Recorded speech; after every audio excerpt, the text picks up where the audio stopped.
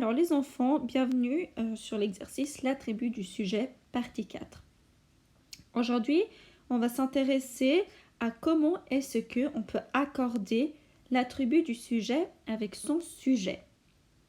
Je vous donnerai des informations supplémentaires et puis je ferai plusieurs exemples sur cette page-là. Alors, dans le premier exercice, par exemple, on vous demande de recopier les phrases avec l'attribut du sujet qui convient. Donc, vous avez 4 phrases ici et vous devez choisir parmi ces 2 adjectifs, puisque ce sont que des adjectifs, lequel choisir. Pour faire cela, vous êtes obligé de regarder le sujet. Je vous fais un exemple. On va écrire une phrase ensemble. Donc, mes frères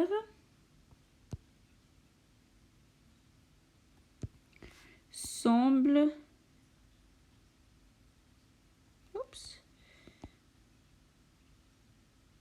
Mes frères semblent fatigués. Comme ça, ou fatigués comme ça. Donc, je vous donne le choix entre ces 2 choses. Donc, entre celui-là ou celui-là de fatigué. Alors, on va regarder le sujet. Donc, le sujet de ma phrase, c'est mes frères. Donc, ça, c'est mon sujet. Mon sujet, donc je peux le remplacer par un pronom. Je peux le remplacer par le pronom il. D'accord? Mais ce n'est pas du tout nécessaire. Okay, c'est juste pour que vous sachiez pourquoi on met un ENT au verbe. Alors, mon frère, c'est un nom qui est au pluriel. Regardez, il y a un S, il y a un S. Donc, c'est au pluriel. Il est au pluriel. Et puis, frère, est-ce qu'on dit un frère ou une frère? Donc, on sait tous qu'on dit un frère. Donc, c'est masculin. Donc, on est dans un nom qui est pluriel et qui est au masculin. Donc, rappelez-vous, quand on a regardé l'accord de l'adjectif, on a toujours dit que l'adjectif doit s'accorder, donc l'adjectif doit s'accorder avec le nom. Donc ici, le nom, c'est mes frères. Alors, donc mes frères, on a dit que c'était masculin et c'est pluriel. Du coup, je vais regarder mes adjectifs, lequel est masculin et lequel est au masculin pluriel. Si on regarde le premier, on l'a écrit avec un E accent aigu. Donc ici, celui-ci n'est pas au pluriel. Donc il ne va pas jouer. On ne peut pas l'utiliser. Ce ne sera pas le bon. En revanche, si on regarde la deuxième option, fatigué, on voit qu'il y a un E accent aigu S. Donc on voit qu'il y a bien la marque du pluriel et du masculin. Donc, je vais recopier ma phrase.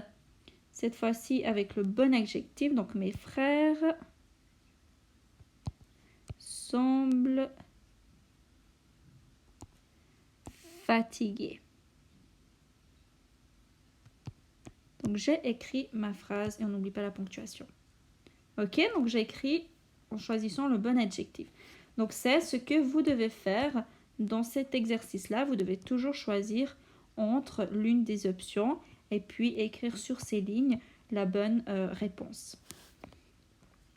Dans l'exercice numéro 2, c'est un peu le même principe, mais on le fait de différentes manières. On va voir. La consigne vous dit qu'il faut réécrire les phrases avec le sujet proposé entre parenthèses. Fait les accords nécessaires. On va faire le premier ensemble. Je vous conseille tous de commencer par identifier le sujet de votre phrase.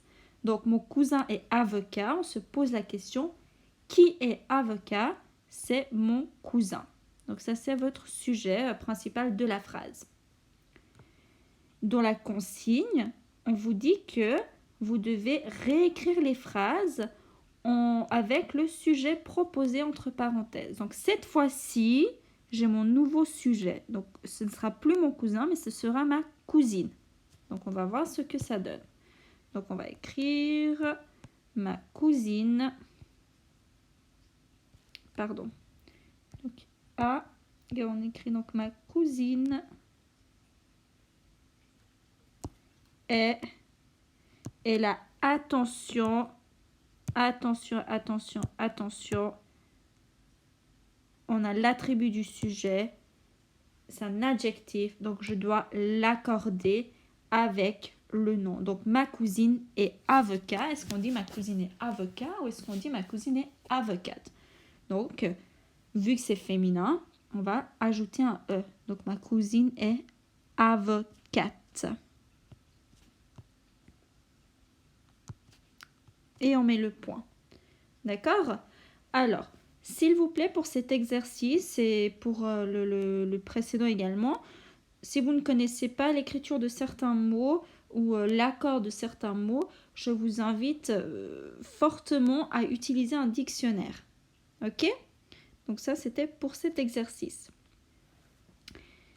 Le troisième exercice, il est facultatif. Donc j'ai bien mis ici que c'était facultatif. Donc c'est uniquement si vous avez fait ces deux exercices et que vous avez compris ce que vous étiez en train de faire, que vous pouvez passer à l'exercice 3 et à l'exercice 4. Alors, je lis quand même les consignes avec vous, mais je ne vais pas donner d'explications supplémentaires puisque si vous avez compris ce que vous avez fait en haut, vous allez comprendre ce qu'il faut faire ici également sans que j'ai à vous donner davantage d'explications. Donc, l'exercice 3. Réécris les phrases en les complétant avec un sujet. Petit conseil, regarde comment est écrit l'attribut du sujet. Donc, dans la phrase A, blablabla, donc vous devez inventer le sujet. Attention, j'ai mis je ne veux pas de prénom et je ne veux pas de nom propre. Donc, je, tu, il, elle, nous, vous, ils, elles, ainsi que Jacques, Charles, Caspian, etc. ne sont pas autorisés. Il faut ajouter des groupes nominaux. Donc, blablabla semble abandonné. Là, il faut regarder l'écriture de abandonné, donc de votre attribut du sujet. Et si vous regardez bien, abandonné, il y a E, ES, donc ça veut dire que votre sujet, ce que vous allez mettre ici, doit être au féminin et il doit être au pluriel. Ok? Donc ça pourrait être les filles, ça pourrait être les mamans, les chaussettes, etc. D'accord? Mais ça doit être un groupe nominal qui est au féminin pluriel. Et puis vous devez écrire les choses ici. Ensuite, exercice 4. Vous devez inventer un texte contenant au minimum 6 phrases.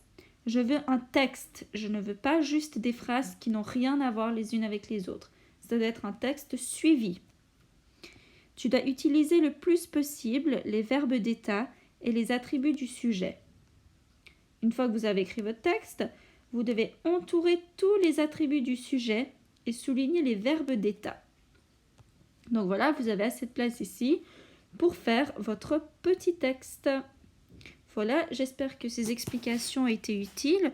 N'hésitez pas à venir en meeting si vous rencontrez des difficultés.